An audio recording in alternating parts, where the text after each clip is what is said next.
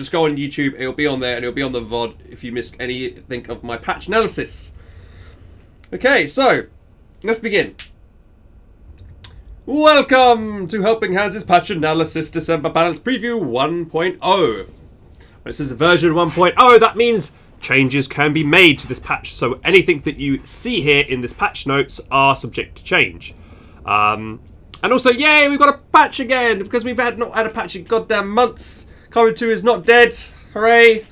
And let's get straight into it. So, we are happy to announce the December Balance Preview. Please note, the changes below are not final. There we go. And we'll be undergoing weeks of iteration based on the community's feedback and extensive playtesting in the DBP mod, which will be publicly available on Steam Workshop later this week.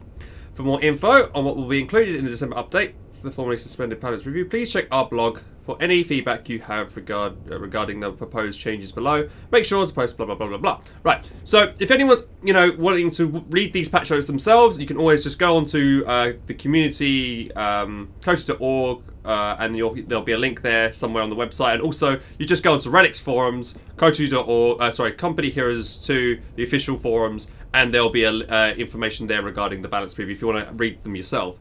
Anyway, let's go into the goals. So I believe the focus is to obviously make better balance, also to revitalize commanders. So they're going to go through 2 commanders of each faction and redo them to some extent and make them like more available in the current meta, if you know what I mean. Because currently, I'm sure we all know that right now on each faction there's a ton of commanders that we never use. You know? There's loads of commanders that that never see the light of day because they're just, why would you ever choose them in this current meta, right? They're not that good. Right then. Okay, just a meta. Yeah, fix the Soviet units, improve strategic diversity and quality of life by making minor adjustments to redundant, underused generalist units. That's always good. Tone down the effectiveness of some of the Axis heavy elite tanks. That's really important. So as we all know, that in late game, like the Jagdtiger, the Jagdpanzer, the King Tigers and everything, they're always doing way too much damage. Or the Elephant, they're always, they do too well into the late game compared to what allies can do to counter them. So I think that's a fair enough change. Okay, so let's go into secondary focus. Adjustments to units dominating the current Soviet meta in competitive play. Lend-Lease, Maxim and Penal adjustments, and Conscripts. So Lend-Lease commander, as we all know, is the Soviets' go-to commander right now. It's plaguing the order match leaderboards and all that kind of thing. Everybody just, especially like Paula, who doesn't know how to do anything else, just goes straight with Dishkas into like Penals, into Dishkas, into like a T-70, then to M4C Sherman spam. This is now getting fixed. Thank God for that. Good, as we'll see through here, I've already read through these patch notes, but basically, what you're going to see is there's a nerf to the Dishka and a nerf to the M4C Sherman. Hey, big thumbs up from me. Anyway, right, conscripts as well getting a little change. So conscripts have been seen a bit of, underpowered, so they're going to get a little bit of a buff, it seems. I'm curious as to why they've thrown in Maxims into that. I don't think Maxims are. I think they might. I guess they might have nerfed Maxims just slightly a tad too much, because no one uses them anymore and just goes for Dishkas. So that buffing them, I think, is okay. Penal adjustments, yes, Penals do need adjusting as well. They're pretty OP, so we'll get onto that. Adjustments to select heavy tanks. So here we go. Yeah, the OKW Panther 5. So the standard the Panther 5 and I believe the Command Panther as well is getting a nerf. Thank God. Elephant Yagti getting a nerf. Cool. Adjustments to Vet 4 and 5 select units that trade 2 cost effectively at higher levels. So yeah, this is a good change because everybody knows, you play OKW, late game OKW, so easy to play.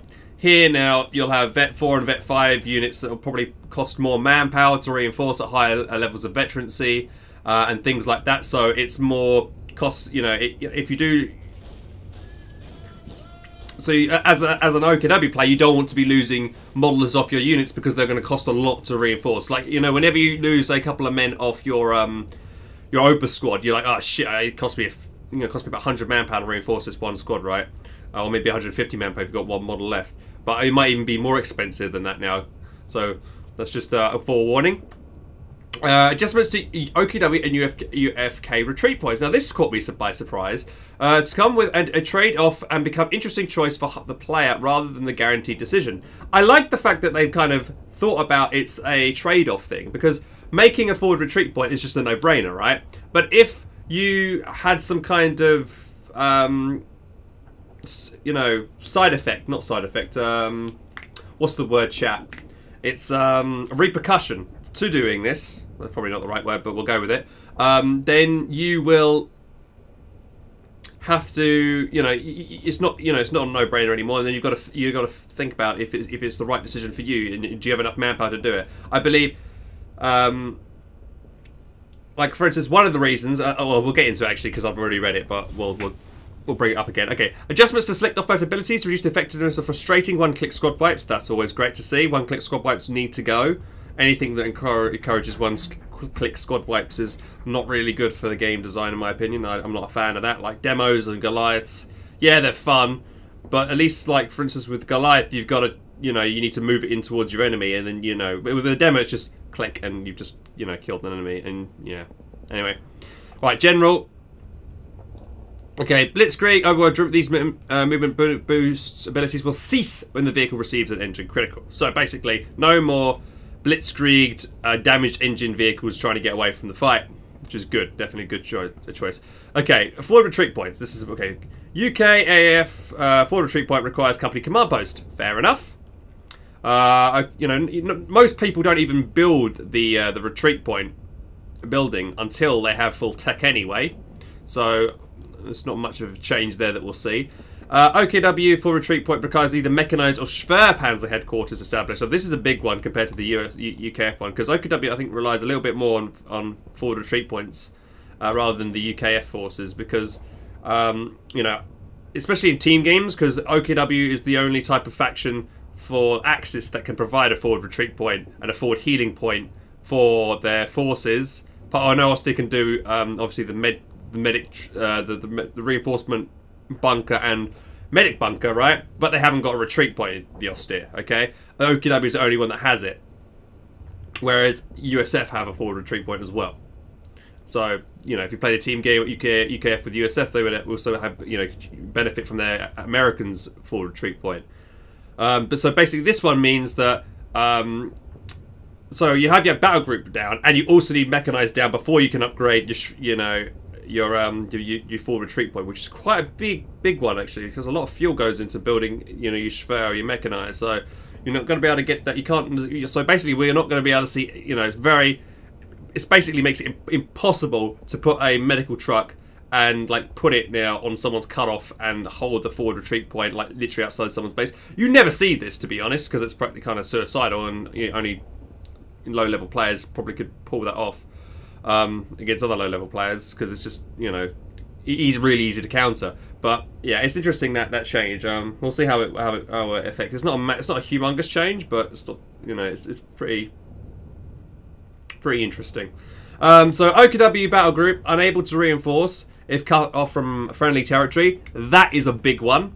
But most OKW players with their battle group put their forward truck literally the territory you know, just the one territory away, or the first territory away from their main retreat point. So for instance, you're playing on Calliope di Ferma, right? You put your forward retreat point behind the house or the church in the middle, and you'd still be, you know, only one retreat point, you know, yeah, only one sector away from your HQ, if that makes sense. So that really wouldn't, I mean, even if your opponent went over there and did get rid of that point, did decap the point, then it still would be, you know, painful, because it would still damage you with the not being able to reinforce, but you'd be easy to be able to defend your cut-off with you know, with all your forces being around that point.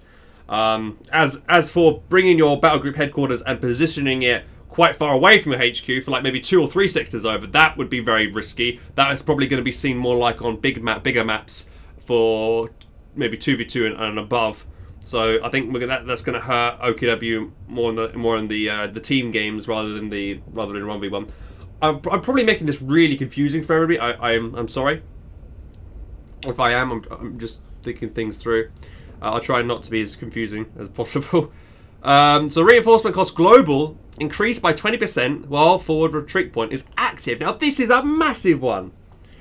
So this is like 20% manpower increase, reinforcement cost. So what is that? Like, that's going to really hurt you if you've got the forward retreat point. So it's not going to... Most people now are probably not even going to bother with forward retreat point, I would imagine. 20% in manpower increase is quite a lot. I'm not sure I agree with this, to be honest. This is the trade-off. This is the second trade-off. Disadvantage to the forward retreat point. I'm not really sure I like that. I mean, this is definitely going to hurt. This only does this include? I think this needs to clarify. Does this include USF forward retreat point as well with the major? Because it looks like it's only including OKW and UKF at the moment. But if it's the USF one, that's going to be huge.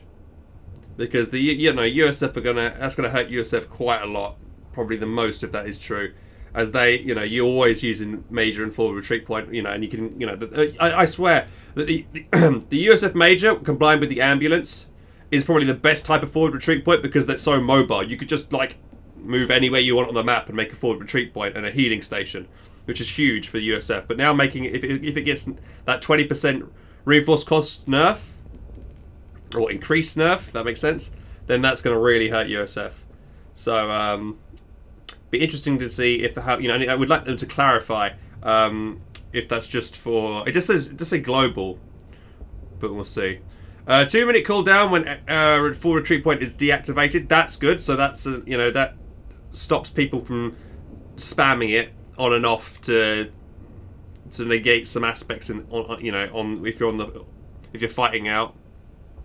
So therefore, it'll be more thought will be required for players when choosing to deactivate and reactivate this ability.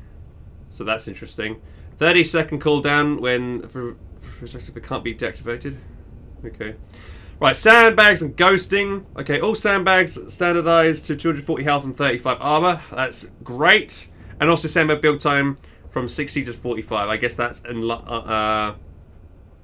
on par with every other faction, I would imagine so. I would like them to clarify that as well. But yeah, all sandbags being the same is fantastic. I don't know why some sandbags are stronger than others. This doesn't include, I would imagine, the conscript sandbags, which is not really, they're not really sandbags, are they? They're just what'd you call there? Just a clutter of instruments thrown together for a barricade kind of thing. That's what the Soviets have got. Units that have been combat in 3 seconds will cause unfinished enemy ghost bags within 4 radius to immediately deconstruct. So this is really important. So you can't have people using, for instance, tank traps and wire to block light vehicles in the immediate early game, which is what we'll see, which is what we have seen in the past. I remember seeing a game with Talisman, and he was up against one guy. He used his Bren gun, and his Bren gun got stopped by some Sturms that were constantly building wire in front and the back of it, and it blocks it from moving around. This would mean that if they did try to put some sandbags down, it would just they would just deconstruct immediately. I think though it still might it might still stop the movement of a vehicle for a split second, but it won't be as painful as it was in the past. So it would be you'd see the sandbags go up or the wire go up, and then immediately later it would go down. But the fact that it was there for a split second would still mean that vehicle movement was impeded for for that time. So if you've got a vehicle trying to reverse away, still by putting wire at the back will still slow it down, and that could be huge for trying to finish off said vehicle. So, and I still don't I wish they would change it even further than this to say that putting down wire and sandbags, if you are in combat within 4 seconds or 3 seconds, you can't put down sandbags and stuff. Like if you're in combat, you just can't put down, you can't construct anything. I think that would be a good change, but I don't know how difficult that is for Relic to do that. Anyway, good change though. Good improvement. We'll get in there with the sandbag and ghosting stuff. Right, repair speed. USF Air Assaults and British Royal Engineers repair speed reduced from 2 to 1.6. Repair bonus decrease. That's a nerf. Heavy step upgrades have only decreased repair speed from 2 to 0.25. Heavy sapper upgrade. What's that? Is that the the anvil tactic, and then you upgrade them so they have vicars and they become a lot faster at repairing. I think that's what that is. And that's a really big nerf to repair speed. Like, that's huge.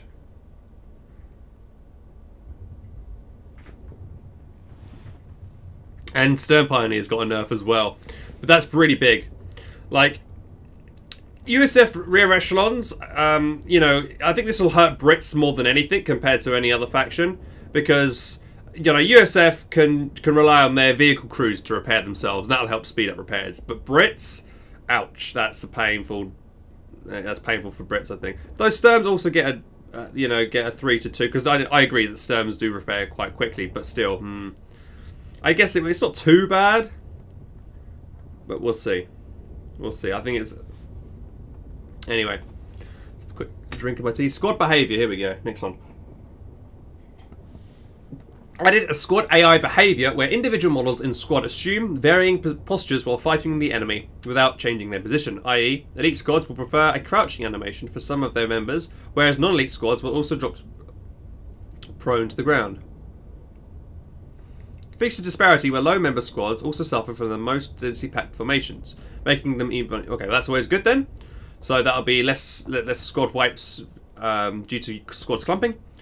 Assist each squad in their role. The new reinforced wedge formation will make paratrooper squads have their Thompsons at the front line. Ooh, that'll look cool. Wedge formation. So I guess they will. They'll look like this, right? They'll come forward like this, and imagine my fingers are the Thompson guys. So the Thompson, they'll move forward like that in a you know, I don't know if that was in CoH2. I can't remember, but that's cool though. I like that idea. That makes them spread out as well.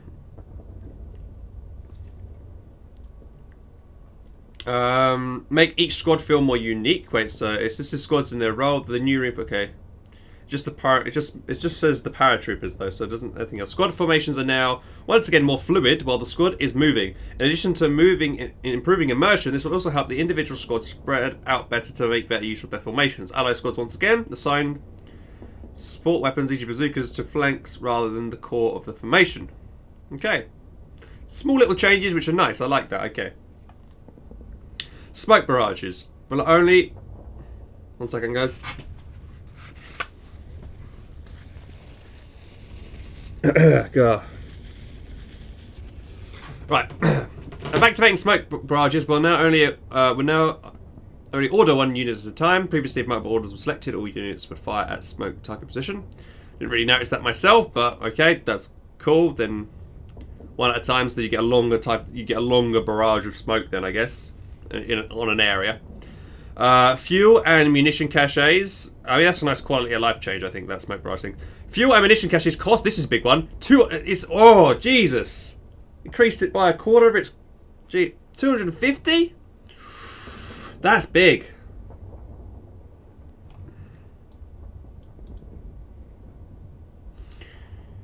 $50 manpower increase to caches. Oh, okay. Not really sure about that one. Not really sure about that one. I don't know why they felt they needed to change that. But okay. I guess they want to make it, you know, so that it's a bit more of an investment. So that if you do go, it's not a no-brainer that you just go for caches and stuff. It's like 250 manpower is pretty big of an investment. That's easily a squad that you could have got onto the field. So if you're doing, I guess it's, you know, interesting. Right, garrisoning. Load times for buildings increased to 1 per model. Max load time increased to 3.2 for entire squad. Unload time. Okay, so basically MGs are screwed from this. If you need to unpack your MG 42 or your Vickers or your Maxim or whatever you've got out of a building a lot sooner if you realise a grenade is coming your way. I'm not sure how much sooner because it just, you know, like it doesn't really say one. Is that 1 second? Is it 3.25? I'm not sure exactly what it means. You have to do some testing, but that is painful. That's really painful to machine gunners, I think. So I think a lot more players are probably not going to want to put their MGs in buildings after this change. And it's a shame because I'm not, you know, I'm not sure. I think the building type, like people going in and out of buildings, is not too bad at the moment. I guess it's kind of silly that you could just get the whole squad out. Like he lobs a grenade, get the whole squad out, grenade blows up, jump back in straight away. It's a little bit silly. But it's not a major issue with Company Heroes 2, I don't think. But that's pretty big, that one, the Garrison one.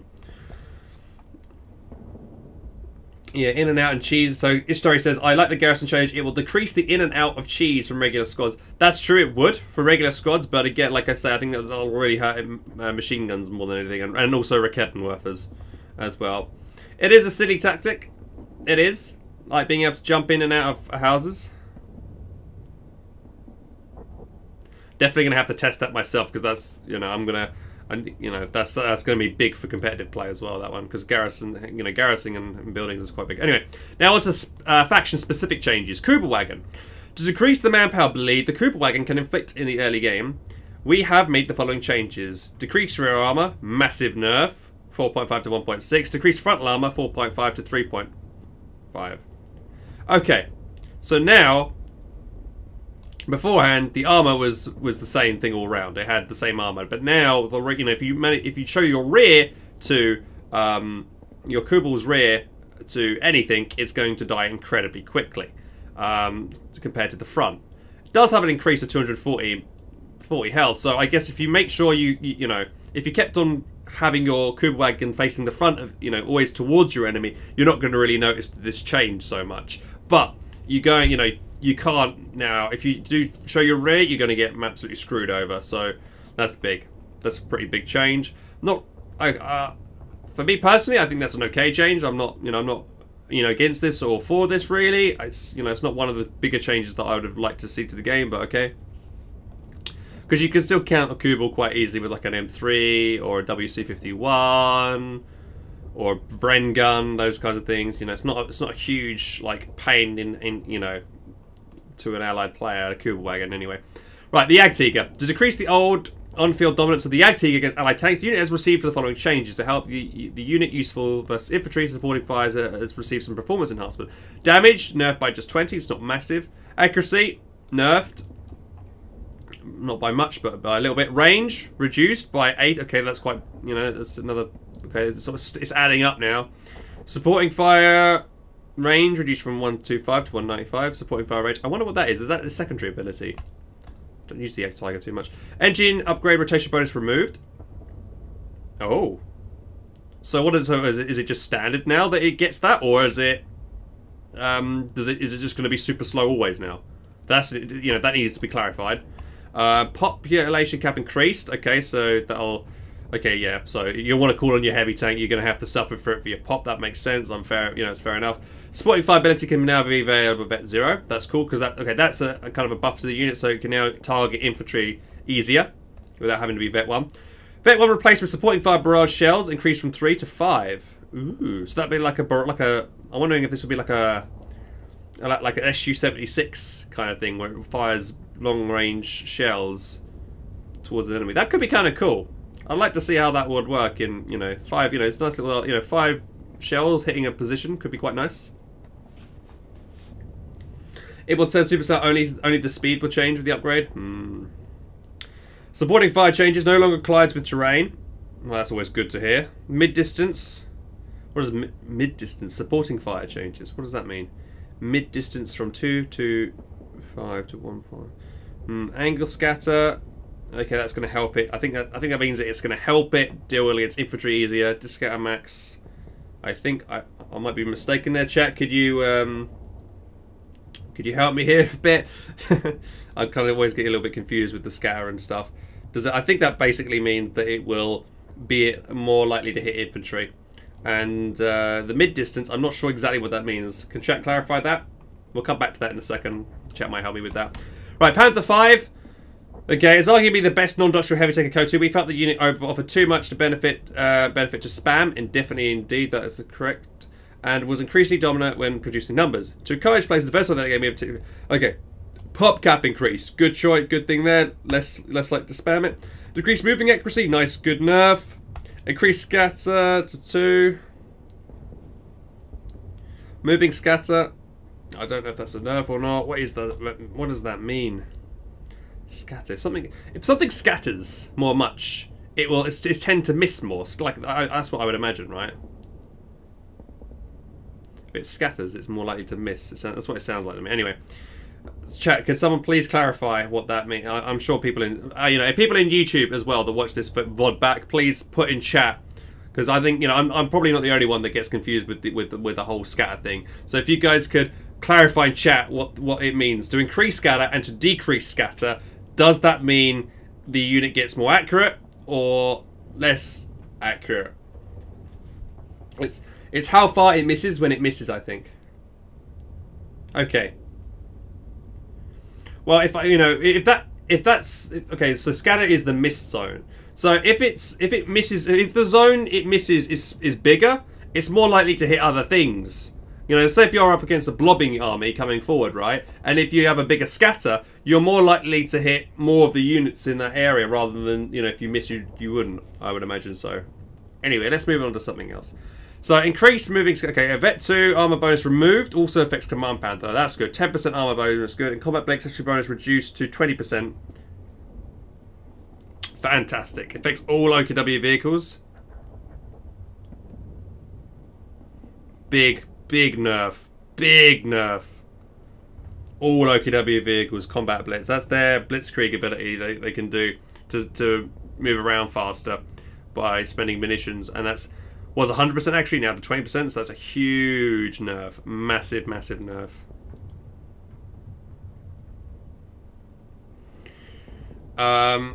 Right, Sturmtiger. An abandoned critical now only occurs from ballistic weapons. The Sturmtiger abandoned critical while reloading chance reduced from 50% to 25%. That's nice, because that happened way too often. So, when you were reloading, you just suddenly lose the whole crew. That's that used to happen way too often. Now that's half that. But the damage from the Sturmtiger has now been nerfed by about 60. Still would mean you'd one-shot wipe most medium tanks and most medium. I think that still would mean you'd wipe every medium stuff in every infantry unit. But the heavy tanks would probably stay alive. Like, I would imagine, like the Pershing, the ISU might stay alive now if you got hit by a Sturmtiger. That needs testing. If anybody can confirm that, does anyone know the health of certain units? Please get back to me and write in the comment section below. If that would be the case. I guess we'll definitely test this out and see if that will be the case. Manpower costs increased by what's that? 60 as well. Fuel increased by 20. Population increased by 2. All random critical types removed except for the vehicle stun. That's kind of cool. I guess that's a nice buff to the thing, but I think it's just a general, nerf to the Sturmtiger. I think it's okay. It's a pretty. I always thought that the Sturmtiger coming at 11 CPs is, is quite quick, and they didn't change the CP thing for it. They just increased the cost of it, which is okay, I guess. It's, I think that those changes are acceptable for how well it does for killing and wiping things. This is a big one I like. The LEIG now has access to smoke! I've been asking really for this for years, and now it's finally here. Yes! OKW now have smoke, non-doctrinally, which is massive. Absolutely bloody massive. Now we can use, now we can smoke enemy dishkas and flank them, rather than just relying purely on flanking and hoping they're not going to spot you. Really big. This is massive that the league now has smoke. So much more, and that's going to make people want to use the league a lot more often now. This is so good for competitive play that the league now has smoke. Definitely a really good change. I'm really happy they've done that. Okay, Elephant. Nerfed. It does the same mad damage as the Ag-Tiger now. 20 to 300. Pop cap increased. Okay, just a little bit more of a nerf to the Elephant. Okay, it's alright. It's not a huge nerf. It's not terrible. It's not too bad either. Okay, the Panther. So the Austere Panther, we feel is, yes, in a good spot. However, to make it somewhat more reliable, come up with a variable reload time. So they nerfed it like they nerfed the Vet 2 armor bonus, like what the OKW Panther had as well. Increased the pop cap. They've also, but they have reduced reload time by a slight bit, a very slight bit. That would be nice though, because the Austere Panther is kind of lackluster, and this will hopefully make it a little bit better in, You're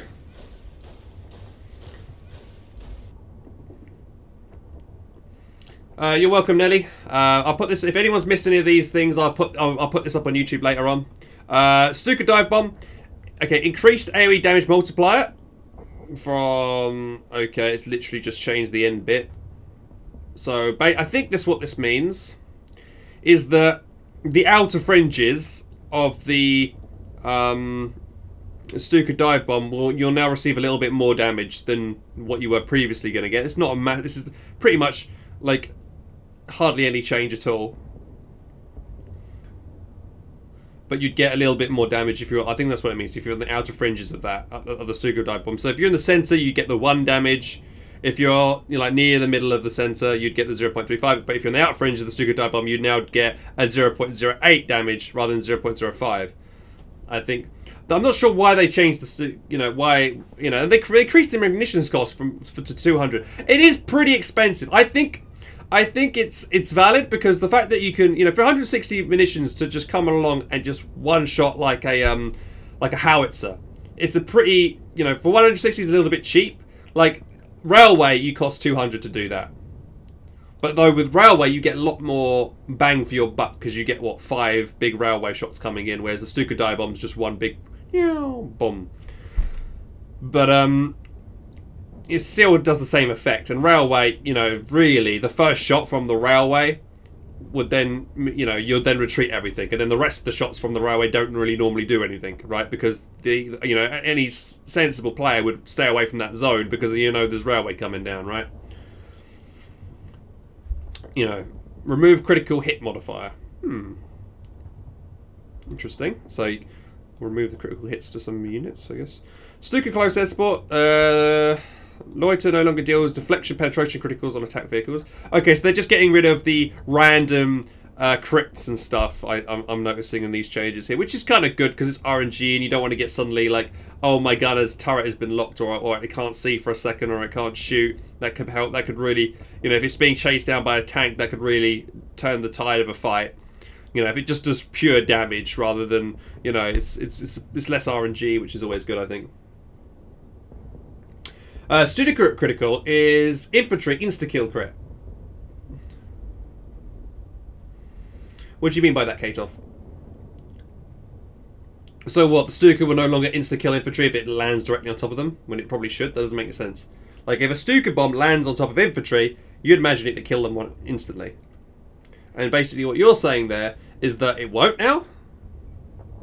Gotta...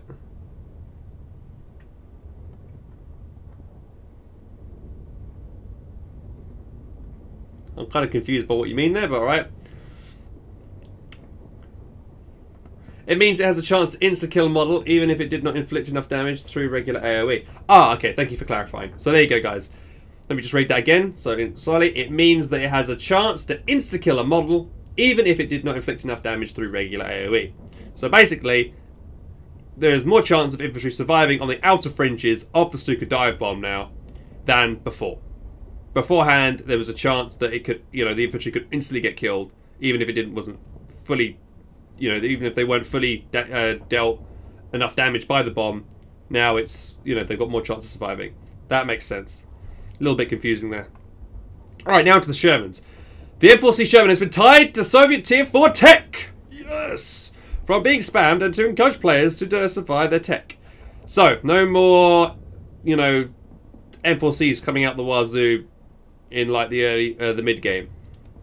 Needs mechanized army company to be constructed. Good. Penal. Penals have received some minor adjustments to bring it in more in line with the cost and to reduce effectiveness as a powerful generalist unit by offering a more distinct choice between anti-infantry and anti-vehicle. Moving cooldown.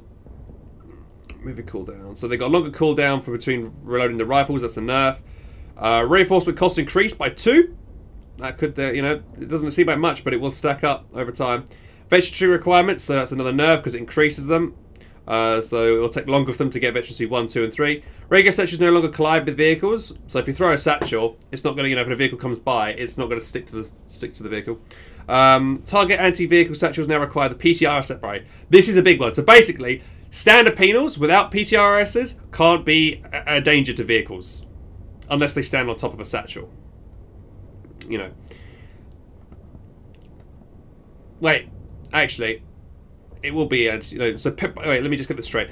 Penals, like standard vanilla penals without PTRS upgrades, are just penals And that's it. They haven't got any special abilities. They're just 6 men's with STVs. Right? When you say moving cooldown, I believe, Channel, what it means is that there's a cooldown on the rifles, right? You're running and you fire a gun, and then they have a cooldown before they fire again, right? And this is the cooldown. So beforehand it was 0.5, now it's 0.75. So it's going to be, you know, and it's basically that's doubled for them. So that's a bit of a pretty big nerf to the Sturmers. They still have their normal satchel. I don't believe so. Like, I think the satchel itself, because you know, the original penals used to have a standard satchel charge, but now they changed it in the last patch, the current patch that we were in. They changed it to an anti-vehicle satchel.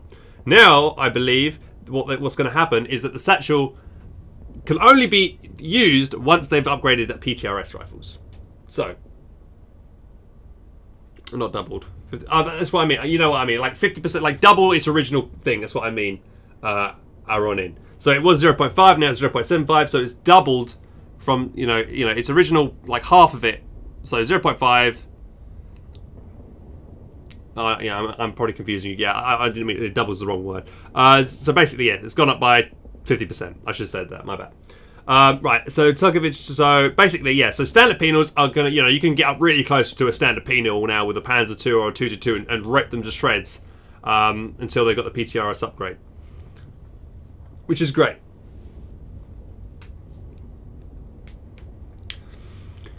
Okay, right then. Fix an issue where targeted anti-vehicles would deal high damage to passengers on board vehicles. I'm not sure why that would be an issue. I would imagine that if you did satchel in real life, if you did put a big explosive charge on a vehicle with infantry inside, they should also take damage. I'm not sure why that was an issue. I think that's fair enough if you've got, you know, units inside that. Fixed an issue where satchels were dealing more damage to friendly infantry than enemy infantry. Okay, I didn't even notice that myself, but okay. PTRS ready aim time reduced from 2 to 1.25. Except affects all PTRS variants. So, that basically means that the PTRS has got a buff. It's going to be a lot quicker to fire. It's going to be a lot... So, basically, yeah, it's going to be firing a lot quicker at enemies. And basically, all PTRS variants means that Conscripts with their tank... was it the Tank Hunters commander... when Conscripts upgraded with PTRSs, they're going to be a little bit more, a bit more of a buff as well, because they'll be able to aim faster as well. So that we might see a return to Tank Hunters with this change, with Conscripts having PTRSs. Now the Dishka, this is the big one. Dishka has proved to be exceedingly cost effective, and thus the adjustments made to the unit will bring it more in line with its performance and make it less of a spammable unit. Increased reinforcement cost for vanilla crew from 15 to 20. There you go. That's a quarter. It's 25% increase. Traverse speed decreased from 90 to 38. So basically, this was what it means. So if you got a Dishka, right, and it's shooting at 2 grenadiers, one grenadier to the left, one grenadier to the right. Previously, what you could do with Dishka is like fire at one, and then what it would do is quickly change over to the right and shoot the other one. Now, what it'll do is it'll shoot the other one, and then it's got that, and then now it's got the traverse. It's got a longer traverse time. So now it's going to take a lot longer for the MG to turn around and shoot at the other guy, which means that it's a lot easier to flank the MG, for those who are confused about that. So that's a big nerf to the Dishka there. Suppression has also been nerfed.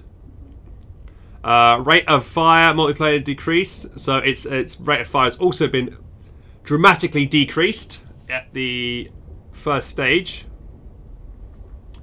It's pretty goddamn big. Setup time increased as well, so it's going to take longer to set up before it can fire. Fire aim time from 1. Okay, aim time is nerfed as well. Ready aim time. Ready aim time. Okay, I think that's a buff to it. Ready aim time has been increased. Population from 6 to 7, so yeah, can't spam as much. Now penals have 2 satchels. Oh wait, so you're saying they have 2 satchels actually? Alright, we'll have to check this. So, as always, guys, remember, you know, if you're listening to me going on about these patch notes, these all are subject to change, and some of the things that I might have said might be incorrect, and I need to double check on them. So don't take my word as the Bible, or as the gospel, I should say. But you know, I'm trying to give you as best of an insight as I can. Right, so Maxims, to make some slight performance improvements to the Maxim, the following changes have been made. Suppression has been increased slightly. In nearby suppression has been reduced. That's a nerf. Ready aim time to... Okay, it's just told, you know, it hasn't said it's been changed. It's just 2 this time. So it needs to be, like, is that a buff? Is that a nerf? Ready, it just doesn't really say there. Fire aim time multiply standard to 0.5. I'm not really sure what that means. Fire aim time multiplies standardized. Yeah, I wish they would be a bit more specific on what it would mean for people that don't understand these things, because even I don't understand some of these things. Maximum suppression intel bulletin suppression bonus reduced from 5% to 1%. That's so you can't put that on your maxims anymore. 1%, 5% is quite big change. This is like a secret thing that not many people realised, but even I didn't realise that that's actually a big buff to the maxim. But you know. When it comes to bulletins. Okay, Conscript. To make Conscript score scale better to the mid-late game, as well as be able to trade better versus comparable Axis squads, such as Volkswagen, the following changes have been made. So they get a nerf to their damage, but their accuracy, I think it's close, mid, and far, I think that's what that means, is a lot higher.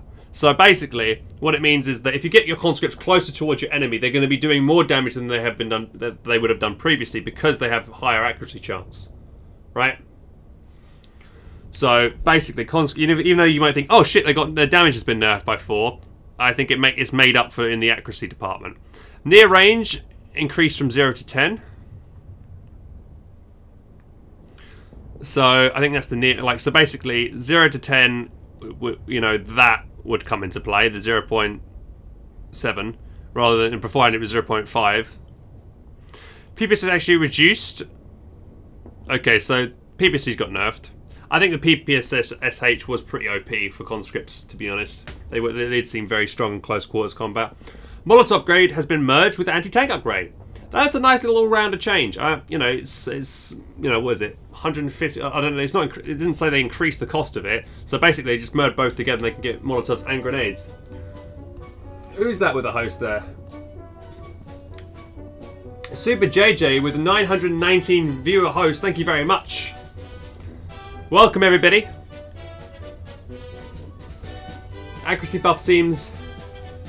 If you're just going over the patch notes for Company Heroes 2. Not very interesting for people that don't play this game, but very interesting for my viewers, so apologies. We'll definitely get onto some games soon. Happy Halloween, everybody that's just joined. Let's keep going. So, veterancy changes. Added received accuracy modifier of 0.92.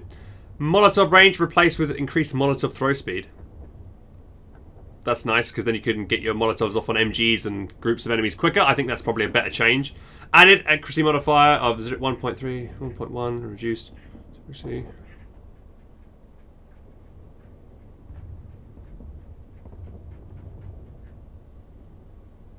Okay, that's another buff. So just general buffs to the conscripts at higher vet stages. ISU armor buffed. So we never really saw the ISU anymore. It's getting a bit of a buff here. Increased armor, cheaper to field, far damage. No, buffed. HEOE distance. That's buffed as well. So like I came up across against an ISU 152 not too long ago, and it was still one-shotting squads, which I didn't like, and that was very painful for me. And now it's getting a further buff, so we're going to see a lot more ISUs now due to these changes. Armor piercing shells deal 50% deflection damage. Ooh. Okay, Calliope. Alright, the Calliope is pretty broken at the moment, and it's increased with the pop cap. Delay between rockets. So basically, like the remember the land mattress when it used to be OP and used to fire all the rockets really quickly. The Calliope is getting the same treatment, so it's now going to have a delay of right now the Calliope hits just all the rockets at once. Now it's going to be like instead of like the full barrage. It's going to be a big little nerf. Well, I say it's a big nerf. Near AoE increased. So the rockets are going to have more scatter damage, I believe. More larger AoE effect. Removal of reload frequency, HP decreased. Okay, so its HP is got nerfed as well, so that means it's going to be easier to kill with maybe Pumas and stuff flanking around. Okay, Priests, Creeping Barrage now shows the same stats. So population decreased, can no longer be decrewed. Priests are pretty... I'm not a fan of the Priests, are like one of the worst. ranged units. I guess there's a little bit of a buff to it. Apart from that can no longer be decrewed. Jackson, now the Jackson's got a big change to it. It's got a big increase in its its health, sorry. Fuel and manpower has gone up by a lot, but it's now a solid choice now. I think this is a really good welcome change, because it makes it stand out difference between the M10. Jackson's now acts more like a Firefly in the fact that it's got more armor, sorry, more health, and it can get in and attack and probably pull out without fear of getting killed straight away. Whereas the M10 is supposed to get up there and with it's cheaper and stuff. I think that's a good change with the Jackson, and I'm happy that they've done that. I think so. Basically, it's yeah, Panthers and the like are going to be a little bit more cautious of the Jackson now. And yeah, I think the Jackson's going to be a nice unit. This is a big one as well. I've been asking for this change for a while, but I'm not really sure about this because they've done like a half change. But listen, to improve rear echelons as a support unit and improve their usefulness at different stages of the match, the following changes have been made. Smoked moved from rifleman to rear echelon, and the lieutenant keeps the smoke. Now, this is a big change. I would say this is a good change to start with, first of all, because it stops rifles being able to spam smoke, and REs, you don't really see that many REs if you're going for a rifle play. But still, if you've got an LT and a RE as well as a mortar, you've got plenty of smoke at your disposal. So I still think smoke still will be spammable with this change.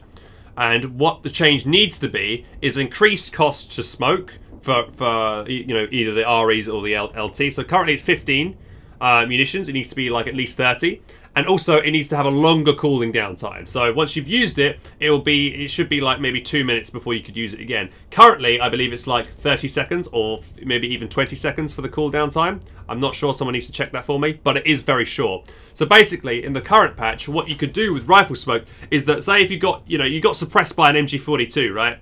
And the rifle was like, oh no. What he would do, he would just smoke the MG, and then the smoke would last so long that he would get up and then he'd be able to charge the MG, or he'd be able to, before the smoke would run out, he'd be able to fire another smoke practically, or another rifle can come in and then fire another smoke on top of the MG. So because it's just so cheap to use. So this whole thing, basically, the whole thing about USF smoke nullifies MG play from the Axis, and this is a big one. That people have not really realised, because in competitive games, smoke does, in any game though, smoke does win games, but you only really see smoke being used in competitive games. And this is a really big problem in my opinion, that smoke needs more nerfing, because like USF already have access to free smoke with the USF mortar. Do they really need smoke with their REs and also on rifles as well? They really don't. So I would say just remove smoke entirely, or make it cost a lot more and increase the cooldown time. That's my opinion on that. Now, also, rear echelons now have access to the light M7 mine at a cost of 15 munitions per mine. That's a big one. USF now have non-doctrinal mines, which is pretty big. So they'll be able to spam, and at 50 munitions, it'll be very spammable as well. And that's going to be very annoying. Again, 50 munition mines. Ooh, I'm not sure. That's going to be quite painful and quite a surprise to a lot of Axis players dealing with that. So that's, but they probably won't be good against vehicles, these mines. But I don't know. I can't remember. Do they still damage engines of vehicles? Yeah, it's still, I think like I'm all for, like, for instance, cheap mines that just do 1 damage to a model. For instance, the Conscripts. Trip flare. That is so cost effective. Like for 10 munitions, you can guarantee a model drop on any squad. Whereas a mine, which costs 30 munitions for most factions, is just maybe 1 or 2 model drop. Very rarely will you get 3.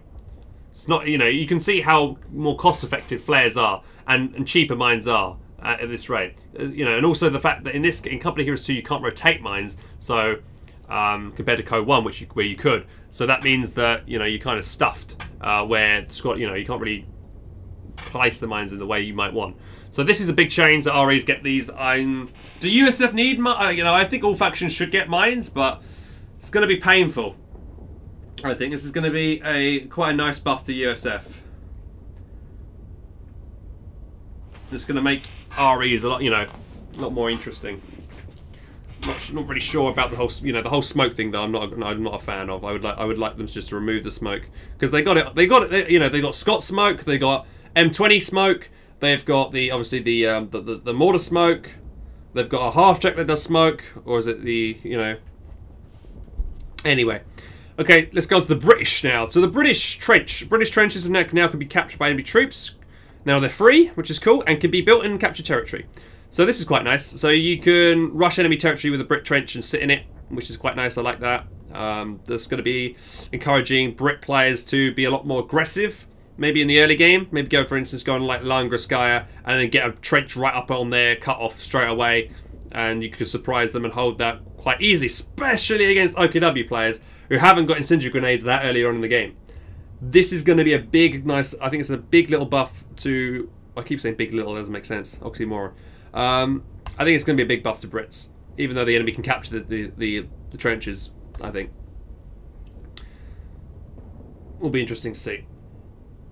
It's risky to leave the trench there, but if it's on their cutoff, it's not going to, it's their cutoff. Like you can always take it out later on in the game. I think it's still a pretty big thing.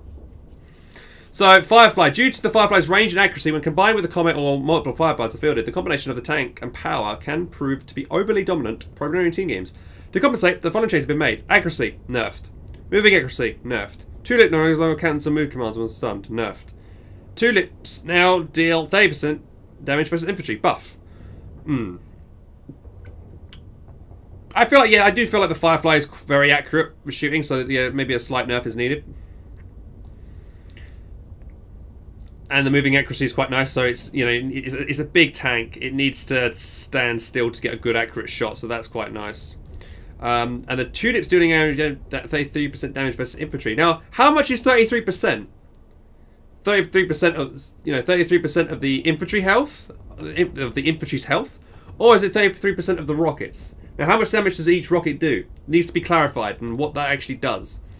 I would think that would be, so I guess this could be quite, quite useful against maybe retreating squads if you manage to, do some rockets and kill enemy infantry. But the giant Tulip rocket infantry is quite difficult. You'll only be able to do it against units that are clumped up behind cover because rockets will keep firing until they hit some cover or something. 3,320 per rocket. Mortar pit now has access to smoke, so that's good. So you can use smoke from straight away from the mortar pit. Okay, and then the rest are just bug fixes. Do we want me to go through the bug fixes? We can do it. Fix an issue where several units would prefer moving backwards. That's always a good bug fix. Fix an issue where man house and crew members would not cost more to reinforce. Fix an issue where certain infantry models were immune to death from flame weapons. Didn't notice that myself. Pack 43 and 70 pounder have no prioritized vehicles permanently on. That's a good change. Grenadier LMG knows the proper icon, proper icon. That's great. Soviet and USGs no longer slowed by cover to match their Axis and British counterparts.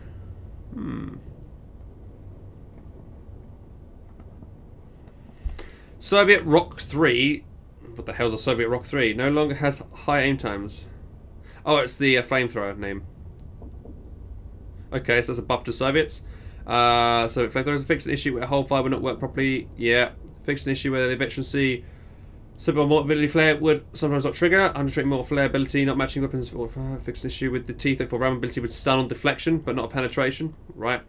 Fix an issue where the 250 LMG grenadiers do not have penalties when constructing objects and gain increased range on their grenade with veterancy. Fix an issue where the AI would not upgrade healing or repairs for the respective structures. Fix an issue with the infantry handheld AT weapons would not probably apply death criticals to vehicles when target reaches 0. Fixed an issue where the bulldozer would fire less smoke rounds compared to the regular Sherman. Didn't even notice that. Fixed an issue where officer cost reinforcement times did not match with the rest of the squad. Fixed an issue where Firefly shoot rockers could apply their effects on infantry. The priest no longer requires 4 mils to recruit. Fixed an issue where the districtors could not be targeted by and abandoned. Fixed an issue where the certain infantry units awarded more experience than actually intended cost apply. Yeah, I'm just trying to scroll through to see if there's anything important.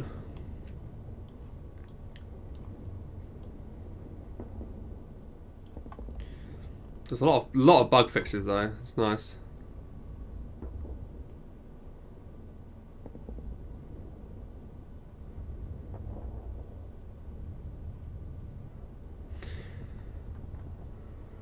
Fix an issue where demo charge would do double damage if detonated by weapon's fire. That is a big one, I think. That's the same thing. I think that also, you know, because what you would do is, I think this would also work for mines as well. If you put a mine and a demo on top of each other and then a tank would roll across it, it would one-shot the tank because for some reason the mine triggering the demo would make the demo deal double damage, right? And I think this means, like, when it says detonated by weapon's fire, I think mines also count as that, right? Like, I wouldn't do this, you know, because it was kind of a bit of an exploit. I would, you know, never see me do this kind of thing. But I knew people that would do this. It was pretty broken, but that's a nice fix because it's silly that you could. Yeah, I would think if you could put a demo and a mine together, yeah, it should do more damage to the demo because there's obviously a mine there as well. But it shouldn't suddenly just double the damage. Crazy. But that's a nice change there.